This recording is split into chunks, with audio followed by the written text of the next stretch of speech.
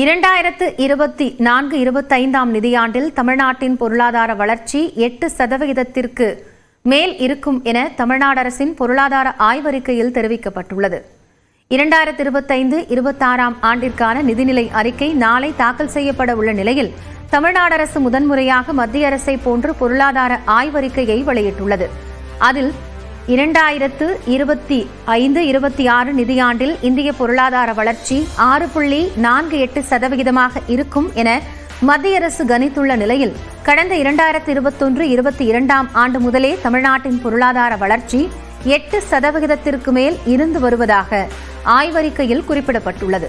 அதேபோன்று 2024-25 நிதியாண்டிலும் தமிழ்நாட்டின் பொருளாதார வளர்ச்சி 8% மேல் இருக்கும் என எதிர்பார்க்கப்படுவதாக கூறப்பட்டுள்ளது.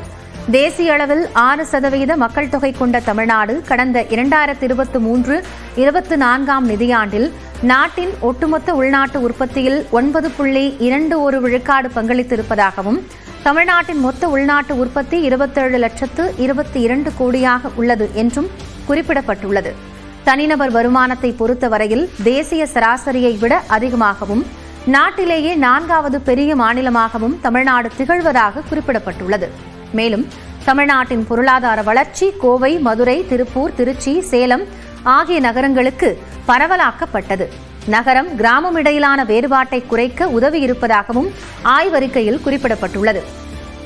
தொடக்க கல்வி முதல் உயர்கல்வி வரையிலான மாணவர் சேர்க்கை, ஆசிரியர் மாணவர் விகிதம் உள்ளிட்டவற்றில் தேசிய சராசரியை விட தமிழ்நாடு அதிகம் இருப்பதாக கூறப்பட்டுள்ளது. தமிழ்நாட்டில் வறுமை குறியீடு 36.54 விழுக்காட்டில் இருந்து 1.43 குறைந்துள்ளதாக தமிழ்நாடு அரசு தெரிவித்துள்ளது. தமிழ்நாட்டில் நெல் உற்பத்தி 32.1% இருந்து 34.4 விழுக்காடாக அதிகரித்துள்ளது என பொருளாதார ஆய்வறிக்கை சுட்டிக்காட்டுகிறது. மேலும் உர பயன்பாடு 9,65,000 மெட்ரிக் டன்னில் இருந்து 10,68,000 மெட்ரிக் டன்னாக அதிகரித்துள்ளது. நாட்டிலேயே அதிகமாக 24,390 ஏடிஎம்களுடன் வங்கித்துறையில் தமிழ்நாடு முன்னோடியாக விளங்குவதாகவும் பொருளாதார ஆய்வறிக்கையில் கூறப்பட்டுள்ளது. தமிழ்நாடு அரசு நிர்ணயிக்கப்பட்ட அளவிற்கு உள்ளாகவே கடன் வாங்குவதாக மாநில திட்டக்குழு செயல் துணைத் தலைவர் ஜெயரஞ்சன் தெரிவித்துள்ளார். தமிழ்நாடு அரசின் நிதிநிலை அறிக்கை நாளை தாக்கல் செய்யப்படும் நிலையில் பொருளாதார ஆய்வறிக்கையை முதலமைச்சர் மு.க.ஸ்டாலின் வெளியிட்டார்.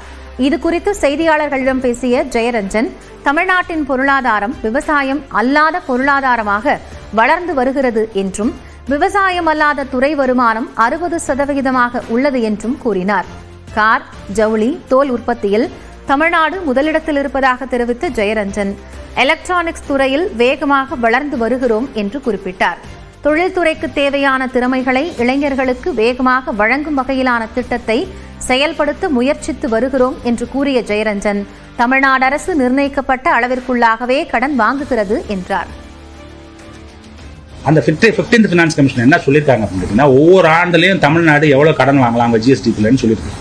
அதற்கு கீழே தான் வாங்கிட்டு இருக்கோம். இப்பொழுது எதுக்கு எலிஜிபிள் அப்படின்னு கேட்டீங்கன்னா, நம்மளுடைய ஜிஎஸ்டிக்குள்ள 28 விழுக்காடு வரைக்கும் நம்ம கடன் வச்சுக்கலாம்.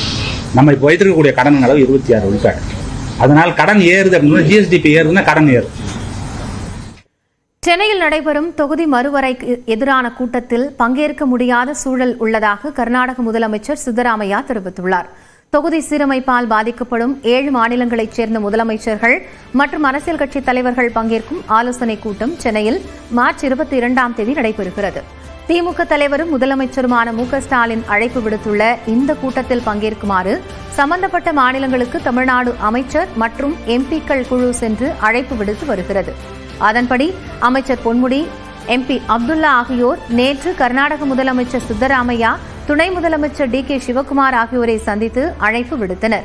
இந்நிலையில் முதலமைச்சர் ஸ்டாலினுக்கு சித்தராமையா எழுதியுள்ள கடிதத்தில் ஏற்கனவே ஒப்புக்கொண்ட நிகழ்ச்சியின்படி சென்னை கூட்டத்தில் பங்கேற்க முடியாத நிலை உள்ளதாக தெரிவித்துள்ளார். மேலும் தனக்கு பதில் துணை முதலமைச்சர் டி.கே. சிவக்குமார் கூட்டத்தில் பங்கேற்பார் என்றும் சித்தராமையா கூறியுள்ளார். வடமாநிலங்கள் ஒருமொழி கொள்கையை மட்டுமே கடைபிடிக்கும் நிலையில் தமிழ்நாட்டில் மும்மொழி கொள்கையை அமல்படுத்த நினைப்பது ஏன் என்று முன்னாள் நிதியமைச்சர் ப. சிதம்பரம் கேள்வி எழுப்பியுள்ளார். வடநாட்டில் ஒரு மொழி கொள்கை தான். நான் பல வட மாநிலங்களில் சுற்றுப்பயணம் செய்திருக்கிறேன், பள்ளிக்கூடத்துக்கு போயிருக்கிறேன், மக்களை பார்க்குறேன். அவங்களுக்கு ஒரு மொழி தான் தெரியும், 2வது மொழி ஆங்கிலம்னு புதிய கல்விக் கொள்கை சொல்கிறது. அதற்கு ஆங்கில ஆசிரியர்களே அவங்க நியமிக்கல. தமிழ் ஆசிரியர்கள், தெலுங்கு ஆசிரியர்கள் பேச்சுக்கே இடம் கிடையாது. அவங்க மும்மொழி கொள்கையை அமல் பண்றாங்களா? என்னை பொறுத்தவரையில், நான் பார்த்த வரைக்கும் இந்தியாவில் எந்த மாநிலத்திலையும் மும்மொழி கொள்கை செயல்படலை. தொடர்ந்து எக்ஸ்பிரஸ் சைட்டின் செய்திகளை பார்க்கலாம். திண்டுக்கல் மாவட்டம் வத்தலகுண்டு அருகே சுங்கச்சாவடியை அடித்து நொறுக்கிய விவகாரத்தில் 300 பேர் மீது வழக்கு பதிவு செய்யப்பட்டுள்ளது. லட்சுமிபுரத்தில் தேசிய நெடுஞ்சாலைத்துறை சார்பில் அமைக்கப்பட்ட சுங்கச்சாவடியை புதன்கிழமை அன்று திறக்க திட்டமிடப்பட்டிருந்தது. 4 வழிச்சாலை திட்டத்தை முடிக்காததால் இதனை திறக்கக்கூடாது என எதிர்ப்பு தெரிவித்து போராட்டத்தில் ஈடுபட்ட மக்கள் சுங்கச்சாவடியில் இருந்த பொருட்களை சேதப்படுத்தினர். இது தொடர்பான வீடியோக்கள் வெளியான நிலையில் 300 பேர் மீது வழக்கு பதிவு செய்யப்பட்டுள்ளது. திருவள்ளூர் மாவட்டத்தில் பட்டா கேட்டு கோட்டை நோக்கி பேரணியாக செல்ல முயன்றவர்களை காவலர்கள் தடுத்து நிறுத்தினர். நல்லூர் அலமாதி ஊராட்சியைச் சேர்ந்த பொதுமக்கள் தங்களுக்கு வீட்டுமனை பட்டா வழங்க கோரி பலமுறை மனு அளித்தும் நடவடிக்கை எடுக்கவில்லை என குற்றம் சாட்டினர். இந்நிலையில் பொதுமக்களிடம் பெறப்பட்ட கோரிக்கை மனுக்களை மூட்டை கட்டிக்கொண்டு கோட்டையை நோக்கி பேரணியாக செல்ல முயன்றனர். இதனையடுத்து தகவல் அறிந்து அங்கு வந்த சோழவரம் காவல் நிலையத்தினர் அவர்களை தடுத்து நிறுத்தினர். சென்னை மாதவரத்தில் போதைப் பொருட்கள் கடத்தல் வழக்கில் வழக்கறிஞர் உட்பட 7 பேர் கைது செய்யப்பட்டுள்ளனர்.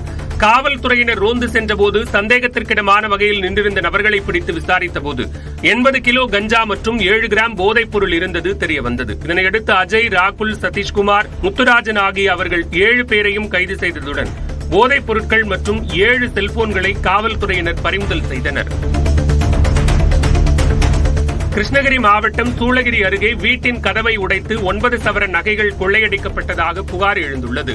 காவன்தொட்டி கிராமத்தில் உள்ள ஸ்ரீராம் என்பவரின் வீட்டில் பட்டப்பகலில் நுழைந்த சிலர் 400 கிராம் வெள்ளி மற்றும் 10,000 ரூபாய் ரொக்கத்தை திருடிச் சென்றுள்ளனர்.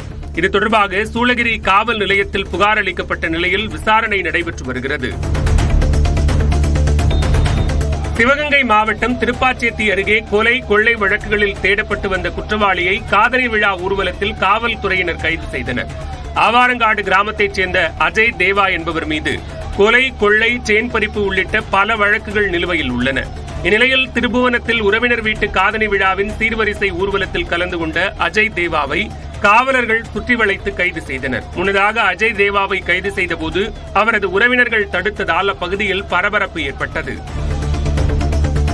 திருவண்ணாமலை மாவட்டம் ஆரணி அருகே மதுபோதையில் ஊராட்சி மன்ற அலுவலகத்தை அடித்து நொறுக்கியவரை காவலர்கள் கைது செய்தனர். சேவூர் ஊராட்சிக்குட்பட்ட ஸ்ரீராம் நகர் நேதாஜி தெருவில் சாலை அமைக்கும் பணிகள் நடைபெறுவதால் மணிகண்டன் என்பவரை அவரது வீட்டின் வெளியே உள்ள தொட்டியை அகற்றுமாறு அதிகாரிகள் கூறியுள்ளனர். இதனால் ஆத்திரமடைந்த மணிகண்டன் மதுபோதையில் ஊராட்சி மன்ற அலுவலர் புருஷோத்தமனிடம் வாக்குவாதத்தில் ஈடுபட்டு ஊராட்சி மன்ற அலுவலகத்தை அடித்து நொறுக்கினார். இதனையடுத்து சம்பவ இடத்திற்கு விரைந்த காவலர்கள் அவரை கைது செய்தனர். காஞ்சிபுரத்தில் 100க்கும் மேற்பட்ட கர்ப்பிணிகளுக்கு சமுதாய வளைகாப்பு விழா நடைபெற்றது. செவிலிமேட்டில் தனியார் திருமண மண்டபத்தில் நடைபெற்ற விழாவில் அமைச்சர் காந்தி, நாடாளுமன்ற உறுப்பினர் செல்வம், ஆட்சியர் கலைச்செல்வி உள்ளிட்டோர் கலந்து கொண்டனர். இந்த நிகழ்ச்சியில் பேசிய ஆட்சியர் கலைச்செல்வி, யூடியூப் பார்த்து பிரசவம் பார்ப்பது தாய் மற்றும் சேய்க்கு பெரும் ஆபத்தை ஏற்படுத்தும் என்று கூறினார்.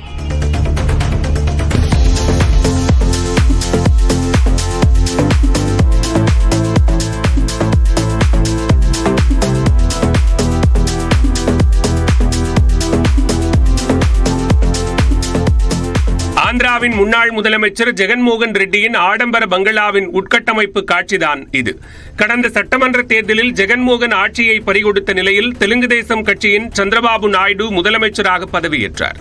இதனைத் தொடர்ந்து சுற்றுலா பகுதியான ரிஷிகொண்டாவில் 500 கோடி ரூபாய் மதிப்பில் ஜெகன்மோகன் அரண்மனை போன்ற பங்களா கட்டியிருப்பது தெரியவந்தது. இந்நிலையில் அந்த பங்களாவின் உட்கட்டமைப்பு காட்சிகள் வெளியாகியுள்ளன.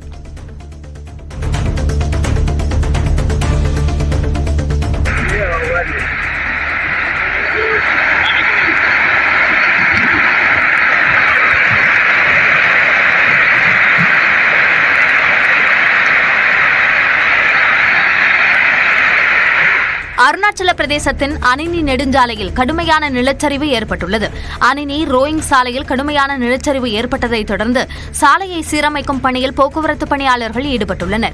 பணிகள் முடியும் வரை இந்த பாதையை தவிர்க்குமாறு வாகன ஓட்டிகளுக்கு அறிவுறுத்தப்பட்டுள்ளது. சாட்ரம் பகுதியில் நிலச்சரிவு நடந்த அடுத்த நாளில் இந்த நிலச்சரிவு ஏற்பட்டுள்ளது. அடிக்கடி ஏற்படும் நிலச்சரிவால் பொதுமக்களும் வாகன ஓட்டிகளும் அச்சமடைந்துள்ளனர்.